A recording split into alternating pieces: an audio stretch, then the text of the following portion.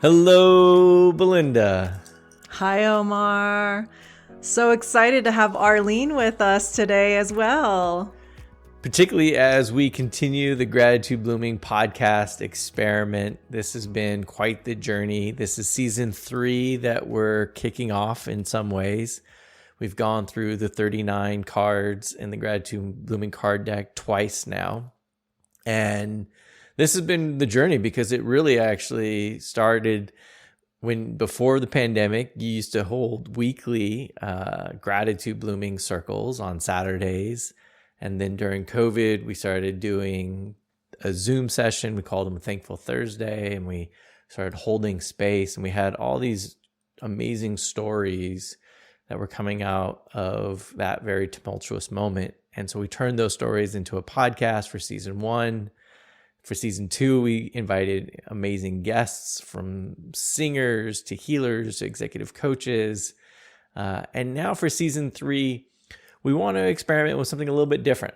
We want to sort of shorten the podcast and really focus on pulling cards, because that's really what is at the heart of this practice, is this opportunity for self-reflection. And this opportunity is so fresh in my heart right now. One, Omar, you and I being together in person in Santa Barbara for a retreat with our Chinese medicine doctor, Taoist teacher, Paul Wong, who is also a season 2 guest.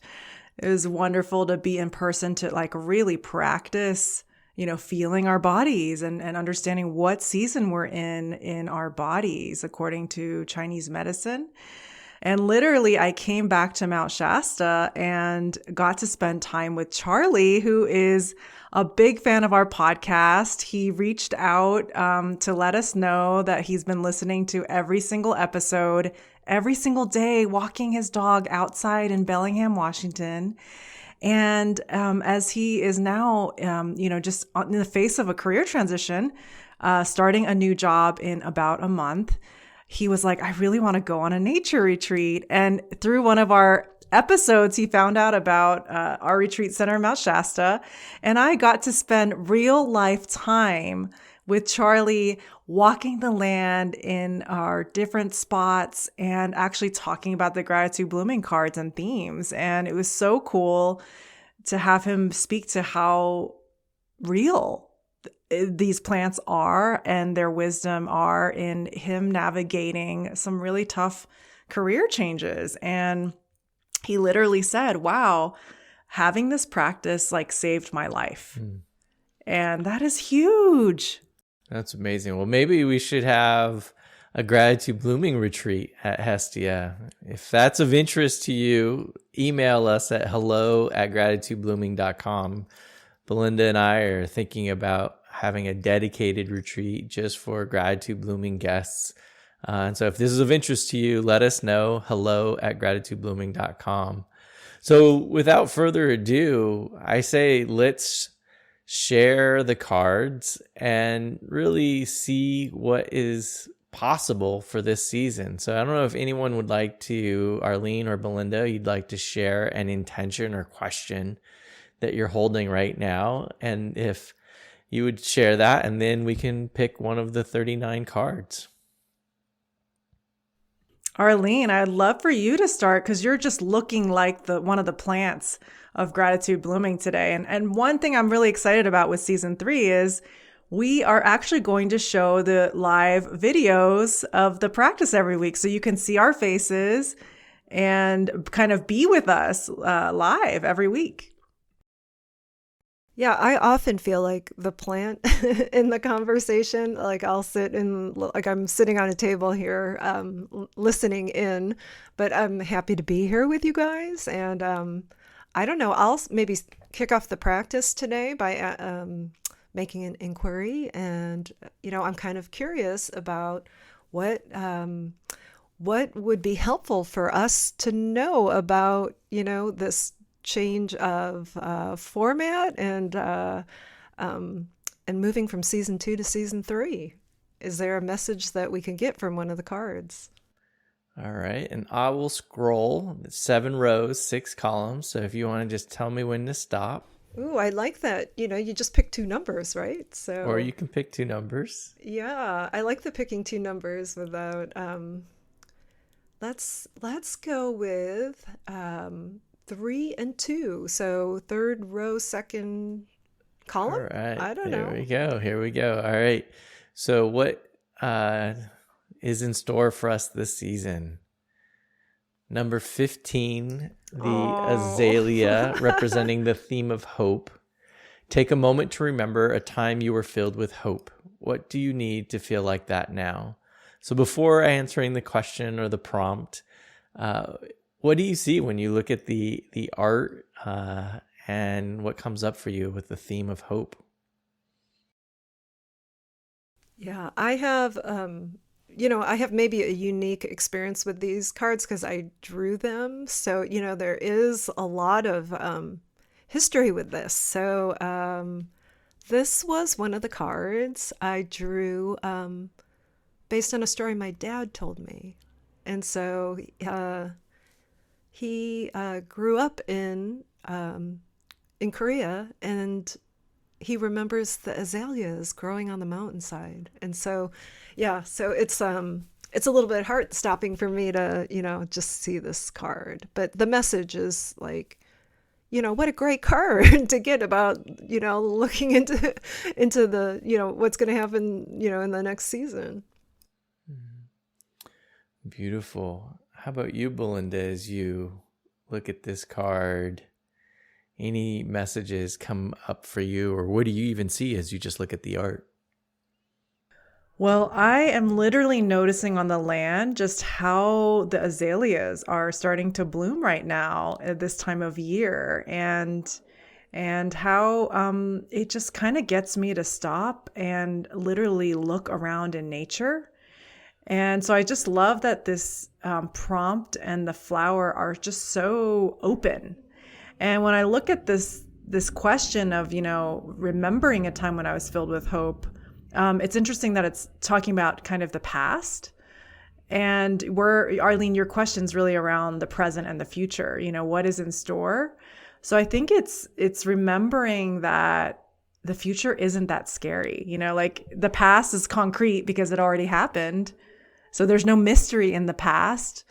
And so it almost makes me want to feel that mystery can be hopeful too, not scary or daunting, which sometimes is how I tend to physically approach uncertainties. I get a little tense and kind of contracted. And I feel like the azalea is like, no, open your body up, bloom like these beautiful, fragrant flowers. Mm-hmm. It's a wonderful reflection. And, I see these 4 flowers that are represented here. And I feel like it's 3 of us plus the plant is present, makes 4. And, and I think sometimes hope comes in community, right? Sometimes when we can feel alone, which is increasing more and more in our digital age and remote working and all these things that have us disconnected, hope is a reminder that we're not alone. And so when I just see the 4 flowers here, and I think of the 3 of us and the extra one of the plants, it's just that reminder. And I only know this because I've been working with these cards now for a little while, and you both have been so good at teaching me more about plants. Is that the azalea, if I'm correct, is like more of like a woody plant? Like it's almost like a bark-like limbs. Yeah, it's like a shrub. It's like a shrub. And so it's less flowery and more tree to me. And so I think about that as it relates to hope, is because sometimes flowers can feel very fragile, there's sort of, whereas a tree, there's a sturdiness to it. And so I love just that idea that hope is represented by something more stocky. It's like not something that just sort of blows in the wind, but really is grounded and rooted, and there's some strength to it. This is a very good card, very good omen for us in this new season and this wild experiment of gratitude blooming, where we're all 3 of us leaning into the wild unknown. Like, we really don't know how this season is going to play out. And we're just trying something different to see how, our listeners and our viewers, what you receive and what feedback you have. We're just constantly trying to help you kind of navigate and wayfind through a lot of change and uncertainty right now. So I actually think I'm kind of feeling, Omar and Arlene, for the next round, why don't we pick a card for our community? All right. Around life change, transition. I think this is really inspired by my conversations with Charlie on the land. Is like, wow, like this came to him during a time of tremendous uncertainty and not knowing like how to handle it. And it is hard. Sometimes we come from a context where our natural response is to kind of run away from it, or even like numb away the discomfort of that, uncertainty. And so, I think we can pick a card for our listeners who are navigating that right now and just really struggling with it. Like, it's not easy. It's really uncomfortable.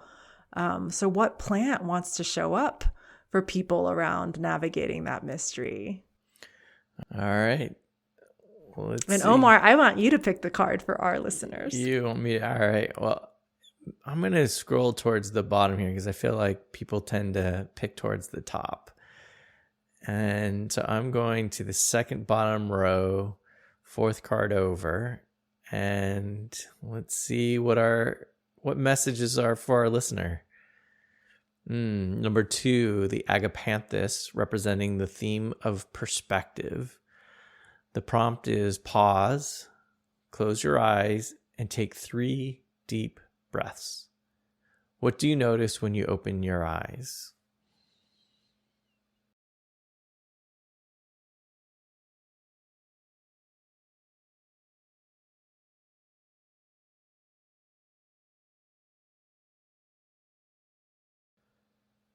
So I just appreciate seeing you, and that we can be in this sort of digital age with Arlene in San Francisco, Belinda in Mount Shasta, me in LA, and then this sort of shared portal that we've created with the digital Gratitude Blooming card deck, that even though we can be in 3 different places, we're still here in the same time. And I think, we each bring different perspectives to what we do.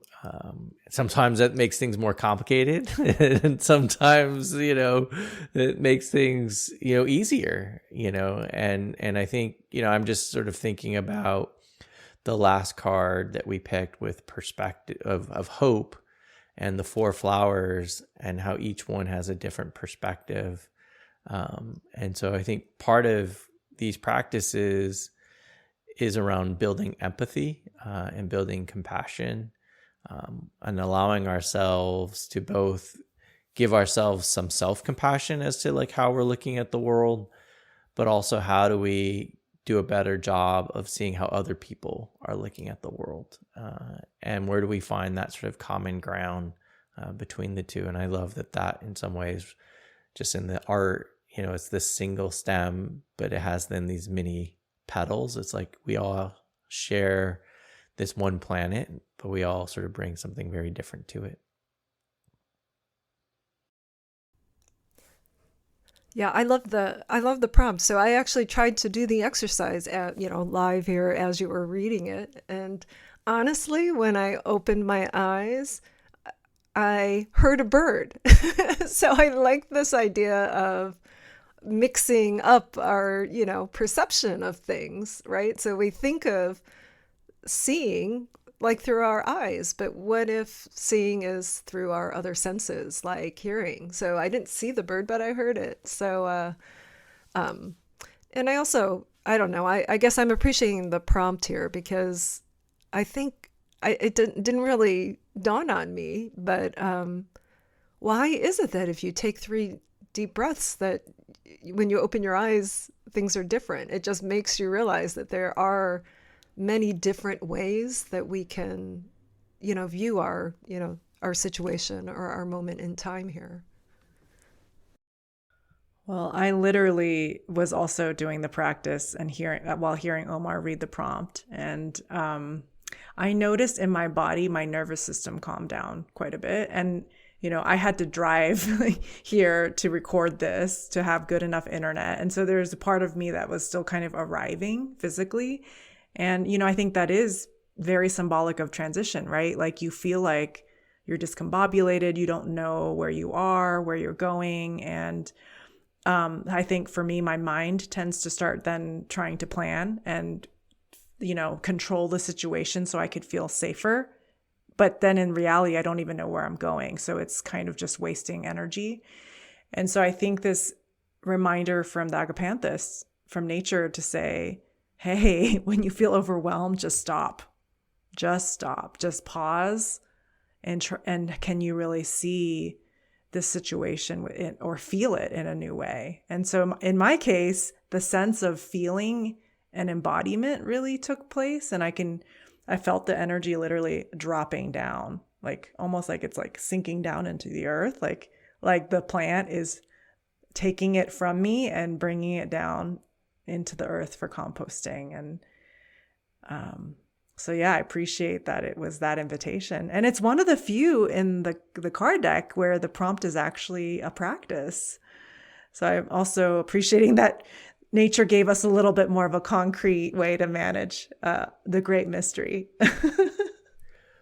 Well, as you're sharing, Belinda, it just reminded me of the importance of intention, right? Like just the intentionally pausing, intentionally closing your eyes, intentionally breathing. And, as Paul Wong, reminded us, after every practice, we should be different than when we started, right? And it's that recognition that just pausing even for 3 breaths, opening our eyes, how can we be different in that moment? And, as we shared this weekend, my intention for this weekend was how to move from the dreaming, believing, achieving, and more into dreaming, believing, receiving, right? Like how do we come to a place of receiving? And in some ways, like when you open your eyes or you listen, you're receiving these messages, you're receiving the bird, calling, you're receiving your body coming back to yourself. And so I love that as this perspective for this season of like, what is it to be in the season of receiving? Well, I'm so excited for our listeners to take this practice, this wisdom of the Agapanthus to their lives. I hope you get a little peace with whatever you're navigating with this card. Here's to hope and perspective. Wishing you well. Cheers. Cheers. And, we're starting a new month, and I just wanted to let people know one exciting thing, which is this is the season of gift giving. There's Father's Day coming up. There is graduation and birthdays all the time. And we, in addition to our amazing candles and the card deck and the note cards, we now have a t-shirt. Omar, share about this t-shirt because I am so excited about it. I cannot wait to wear this t-shirt.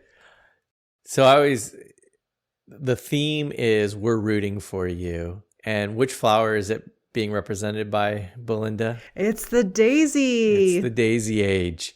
And so we're rooting for you was inspired by SJ. He was one of our guests in season 2. And it's just this idea that, again, we're not alone. We are together. And like, how do we root for each other? So go to gratitudeblooming.com and we'll look forward to seeing you on the next episode. Cheers. Cheers.